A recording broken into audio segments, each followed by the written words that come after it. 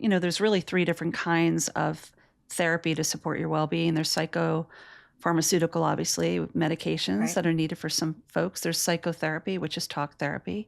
And then there's psychosensory. I would say even EMDR would fall between both of those, the psychosensory and the psychotherapy. By the way, for folks who don't know, EMDR means eye movement desensitization reprocessing. Eye movement desensitization and reprocessing. So it's like it is a very deep trauma-informed technique that really only licensed professionals do. There are techniques that are similar to it, like the flash technique. And we have a lot of people in our community, in the Havening community, that actually, as licensed therapists, find the EMDR, it gets equated this very similar, but the difference is that Havening tends to be more softer. It's something you can really do to yourself and self-apply. But it is a very, very deep technique. And so when you said that, I'm like, oh, that's going deep. That's real trauma work that you're doing when you're working through that. And I'm glad that you had an awareness that you needed that kind of support. I'm sorry that you went through what you went through, but what's the biggest lesson and takeaway from that experience? Because it is a loss, it is a grief. And how has Cheri grown from that experience today? Maybe just the giving myself grace. Yeah. That's a word you use a lot, by the way. Yeah, it is. I've noticed I've said it a couple times here in this conversation. Yeah. What does grace mean to you? Not putting the pressure on very hard. Yeah. Taking the pressure off a little bit, just allowing myself to be as opposed to trying to be something else, right? Being something bigger, being something more, yeah, because, man, some days you just gotta show up. Some days it is just about showing up. Again, that's going back to the aim low. That could be your high. Yes. Just waking up, that's a gift in itself. And and I'm sure you've heard this too. I know I have with clients, especially when I'm doing deeper trauma work, is that some days it's just putting your feet on the floor, let alone, waking up in the morning.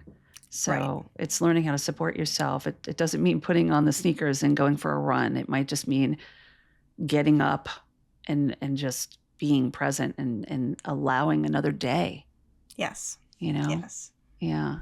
How does that work for you as a mom? How are you using everything you've learned and who you are and how you continue to develop and become more aware to make sure that June is that kind of adult in the making, like becoming well-rounded and giving her the tools? She is a unique kiddo who is actually pretty hard on herself. And she's already had these like existential crisis moments where she's like, I don't know what I want to be when I grow up. And we're like, you're 8. It's okay. I know adults who don't even know what they want to be when they grow up. I'm still wondering. Exactly.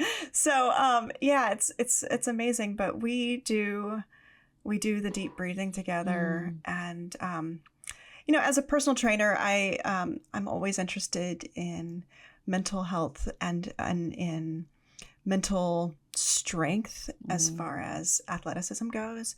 I attended this lecture a couple weeks ago that was about mental training for your female athletes, right? It was specifically female athletes. It's so wonderful the components they went through for that.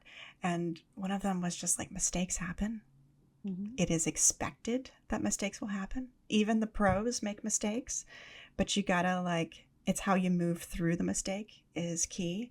And so I went over these things with June, hey, mistakes happen. Even when we're in the kitchen cooking, I'm like, mistakes happen. Look, I dropped the spoon. It's how we deal with it, how we move through it. And that there was a whole breathing technique that they recommended where it was based on box breathing, but to be honest, it was more than that. It was breathing in, and as you hold the breath, so box breathing is the 4 counts to breathe in, and then you hold the breath for four counts. And while the breath is held, you're coming back to your predetermined focus word, your word that helps you zone in on what you want to be or need to be or can be or this. So for June, her word was connect. And I know this 8-year-old came up with this on her own. I said, okay, wonderful. And then when you breathe out, you're breathing out and visualizing in that in those 4 counts, how you want these next minutes to go for yourself. And so it's not just about athleticism and doing this in sport, although this was, the platform in which it was presented to me. And as a trainer, like, how can I help my clients by utilizing these things? But just in life, I'm like, June, something goes sideways. Some kid, picks on you in the hallway. Breathe in, connect. This is how I want these next couple moments to go. And it puts the control in their hands too. I work a lot with children, and the social emotional learning tools are so important for them to learn, because I think you and I grew up in an age where go to detention if you do something wrong, go to your room and think about it. And no child is thinking about what they did. They're thinking about how they got caught. No child is thinking about how they can process their emotions if somebody's scolding them on having emotions.